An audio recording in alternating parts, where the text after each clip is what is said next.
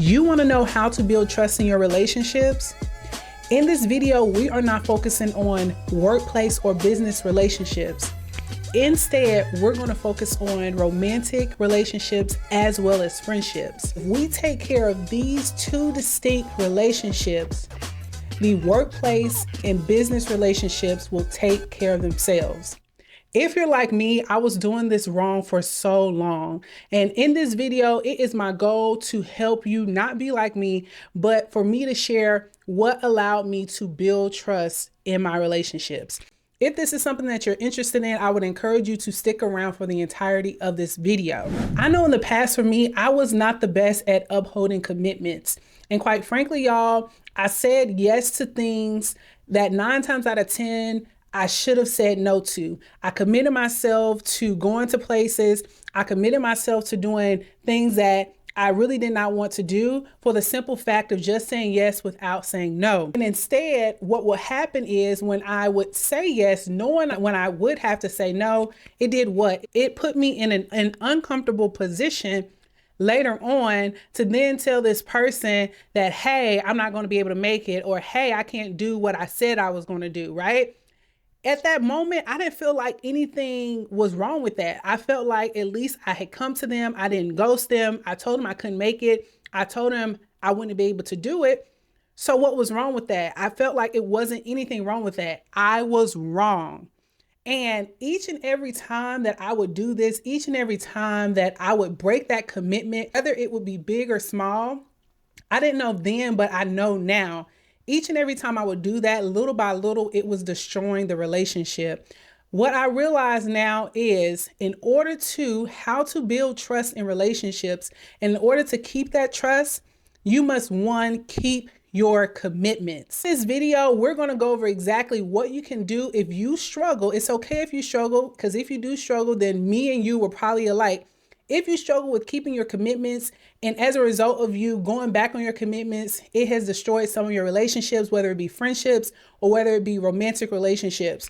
Let's be honest, right? We talk about being honest and being self-accountable. That is my goal for 2024, to be self-accountable of those things that I could do better. And if I could help you be better, that is my goal here. So let's get into it. What is the first thing that we can do or that we should do to keep our commitments? The very first thing that we need to do is we need to keep the commitment we have to ourselves. How can we expect for us to show up and honor our word that we give to other people if we constantly go back on the things that we said we're going to do to improve our own lives, right? Before you can build trust in other people, you have to build trust with yourself. I know for me, that was a big one. If I expect myself to show up for other people, then I have to, one, first show up for myself. So that's the first thing you want to do when it comes to keeping commitments. You want to make sure you are being truthful and trustworthy to yourself. Can you trust what you say to yourself? If you can't trust, and if you can't trust and honor the things that you said that you were going to personally work on, right, to make yourself a better person, how can you show up for somebody else to help them? So that's the first thing that you want to do. In order to keep your commitments, you want to start with yourself first. What else can you do to keep your commitments and to build trust? The second thing that you should do is become decisive. Make the decision. I previously operated in saying yes prematurely, saying yes when I knew I was supposed to say no. Instead of giving a yes or giving a reluctant, if somebody asks you, hey, can you do this for me? Hey, can you show up to this event that I'm having? I, in the past, would say, I would be like, let me think about it. Give me some time. Let me check to see what I'm doing on that particular day. Not really being decisive and giving a definitive answer. It was almost of a, I'll let you know type, right? To kind of get that person off your back, that it leaves the door open. It leaves the door open of saying, yeah, I might be there, or no, I might not. What I realize is that this also puts you in an uncomfortable position, because 9 times out of 10, you know if you're able to show up for that particular event, and you know if you want to do it or not. So why not be honest with not only yourself, but be honest with that person as well and say, yes or no if you are able to attend. Because what happens if you say, oh, I think about it, people what? I know my friends or other people, they assume once you say you'll think about it, that you're leaning more towards on the side of yes, you're going to be there. And then what? In a few days, you have to come around and you have to have uncomfortable conversations and say, hey, something came up. I'm sorry, I won't be able to make it. Da, da, da, da. And it's like, what? That person then feels like you let them down. That person feels like, well, dang, like I would have respected you more if you would have just said no from the jump. Like, you don't know what type of event it was. You don't know what goes into the planning process. So if you would have just told that person up front whether or not you were able to make it or not, then they will respect you more. I realized that in the long term, it took me a long time to realize, but the person respects you more for you to give a definitive yes or no. Now, with giving that definitive yes or no, what does this do? When you become a more decisive person, making your yes be yes, right? And making your no be no. So that means if I say I'm going to be there, I'm going to be there. If I say I'm not going to be there, and if I say I can't do it, that means I'm not going to do it, right? This builds not only trust, but this builds confidence in who you are as a person. It builds your character that people would then recognize you as a person to be a woman or a man of your word, right? So then you show up and they can trust you. They can say, hey, if Terry says she's going to be there, I know for a fact Terry's going to be there. If Terry says she can't be there and she can't do something, I know that Terry isn't going to do it because she's decisive in her decision making, and her word literally is her bond.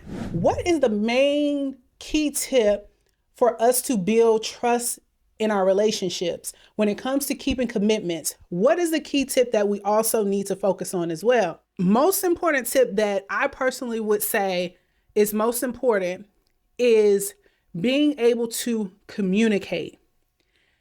Being able to communicate in situations where once you adopted the first two habits, right? Once you're honoring the commitments to yourself, once you're showing up for yourself, then two, once you are being decisive in your decision making with other people, no longer are we giving yes, half yeses, maybe answers, but it's literally yes or no. In the event that something comes up, because life happens, right? We're not here to say life doesn't happen, but in the event that something comes up, we clearly can communicate to that individual what's going on. We can say, hey, I'm so sorry, I wanted to attend your event, but XYZ came up. And not only do we stop it there in letting that person know what came up, we can even take it a step further, right? If the event fits, if it can be scheduled, we can then take the initiative to reschedule that event for a particular day, because it is at that point that we kind of broke that agreement that we've had, right, with this other individual. So we then should take the initiative to reschedule. But the key thing about using communication as far as keeping commitments is if we honor the first two, we shouldn't have to continuously communicate with the individual if something comes up. Something shouldn't come up each and every time if we've been open and honest and decisive in our decision making. We haven't been double booking. We haven't been telling everybody yes when we know we should have told them no, right? So, but when things naturally do come up, that person doesn't lose trust in you because they know it's not a habit. You saying no, change your mind at the last minute isn't a habit. You saying you're going to do something and didn't do it is not a habit, right? So when you're able to keep those commitments, it builds trust in the relationship, and it builds your own individual character for you to show up in the world as somebody that is a respectable person of your word.